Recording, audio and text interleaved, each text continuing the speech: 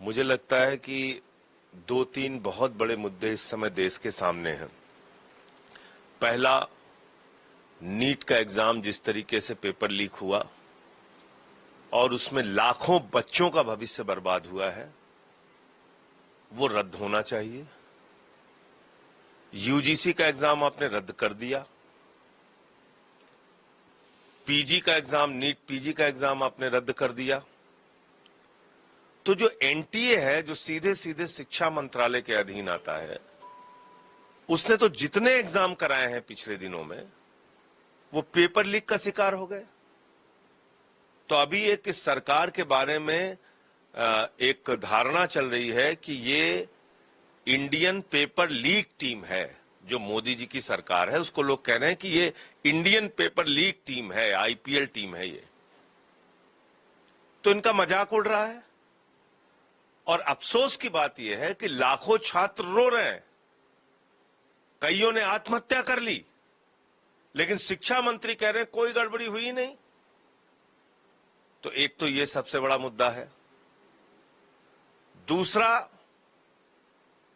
Speaker विपक्ष का ही होना चाहिए, तभी तोड़फोड़ बंद होगी, तभी जो बाकी राजनीतिक दल हैं, क्योंकि ये पूर्ण बहुमत की सरकार नहीं, हम सभी जानते हैं, और भारतीय जनता पार्टी हर घिनौनी साजिश रचेगी अपना बहुमत पूरा करने के लिए। और इसमें जो एनडीए के घटक दल हैं, उनके लिए भी खतरा है, और जो इंडिया गठबंधन के दल है, उनके लिए भी खतरा है। तो इसलिए एक प्रयास ये भी होना चाहिए कि विपक्ष का स्पीकर बने, या एनडीए के किसी घटक दल का, बीजेपी का ना होकर कोई और स्पीकर बने तो शायद अच्छा रहेगा। किरण रिजिजू जस्टिफिकेशन दे रहे हैं, वो कह रहे हैं कि के सुरेश एक टाइम एमपी जरूर है, लेकिन वो 2 चुनाव पीछे हार चुके हैं, इसीलिए सीनियरिटी के लिहाज से प्रोटेम स्पीकर का तो यही तरीका ही रहा है। जो सबसे सीनियर सांसद होता है वही प्रोटेम स्पीकर की कुर्सी पर बैठता है। ये परंपरा रही है। अब इनको ना तो संविधान मानना है, ना लोकतंत्र मानना है, ना परंपरा माननी है, तो जो भी चाहे करें, लेकिन परंपरा तो यही रही है। पीएम मोदी का एक ब्रीफ हुआ है शुरू होने से पहले, 25 जून को लेकर जो आपातकाल दिन है, उसको लेकर वो कह रहे हैं कि और आज कौन सा दिन है भाई? अभी आपातकाल में कोई कमी रह गई इस देश के अंदर?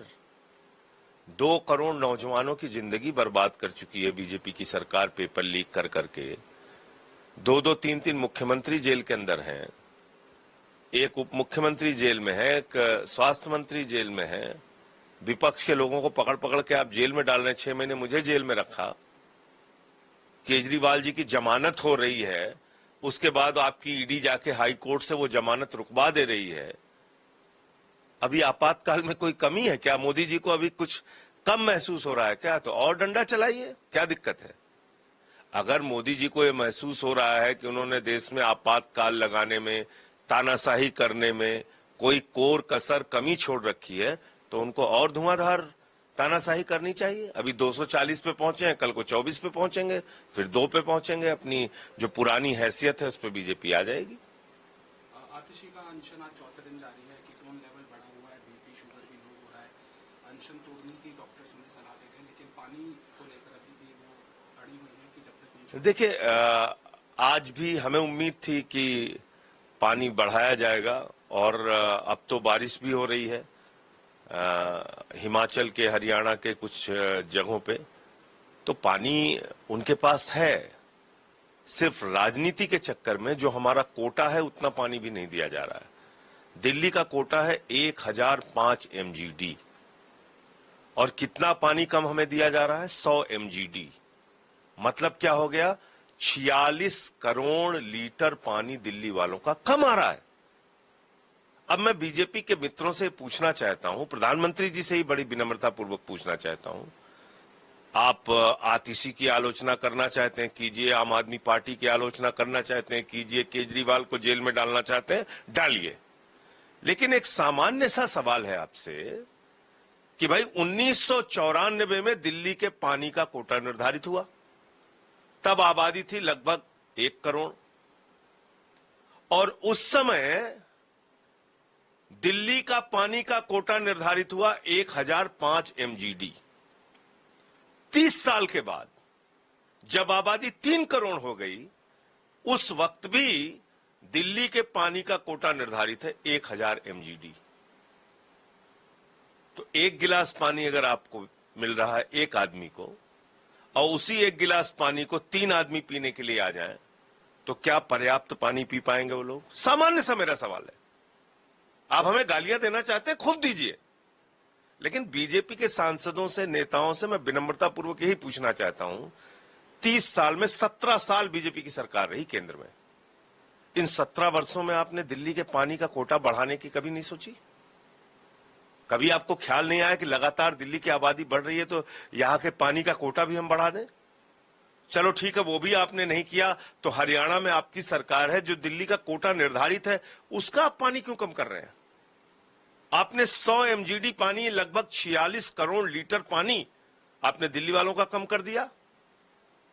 और उसी के सवाल को लेके पिछले 4 दिन से आतिशी अनशन पे बैठी हुई हैं, अन्न त्याग दिया उन्होंने, और उसके बाद बीजेपी करती क्या है? मजाक उड़ाती है। उनका मजाक उड़ा रही है आतिशी का। अगर ये इतना आसान काम है अनशन करना, अन्न का त्याग करना, तो बीजेपी वाले भी करके दिखाए ना। दिल्ली उनकी भी तो है कि वो जल बोर्ड का दफ्तर तोड़ने के लिए बने हैं, कर्मचारियों को मारने पीटने के लिए बने हैं, पटका पहन के मटका फोड़ने के लिए बने हैं। किस लिए भाजपा का निर्माण हुआ है?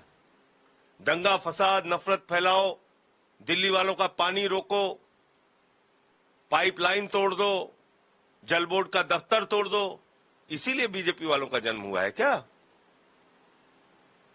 तो इसलिए फालतू की सियासत करने के बजाय दिल्ली वालों का पानी दे दीजिए ना। हम तो प्रार्थना कर रहे हैं आपसे। आज सुप्रीम कोर्ट का रुख किया गया है, जो हाई कोर्ट के अंदर स्टे लगा है, क्या अभी संभवतः उसमें सुनवाई चल रही है और आने दीजिए निर्णय। 8 किलो वजन भी कम हुआ है? ये बहुत ही चिंता का विषय है। लगातार जब से वो जेल में है, केजरीवाल साहब, जब से ईडी ने उनको गिरफ्तार किया है, उससे लेके तब से लेके आज तक लगभग 8 किलो उनका वजन कम हो चुका है। लेकिन आप देखिए, ऐसी एक निर्दयी सरकार है कि लोअर कोर्ट से, ट्रायल कोर्ट से जमानत मिलती है, बावजूद इसके उन्होंने हाई कोर्ट जाके केजरीवाल साहब की जमानत रुकवा दी।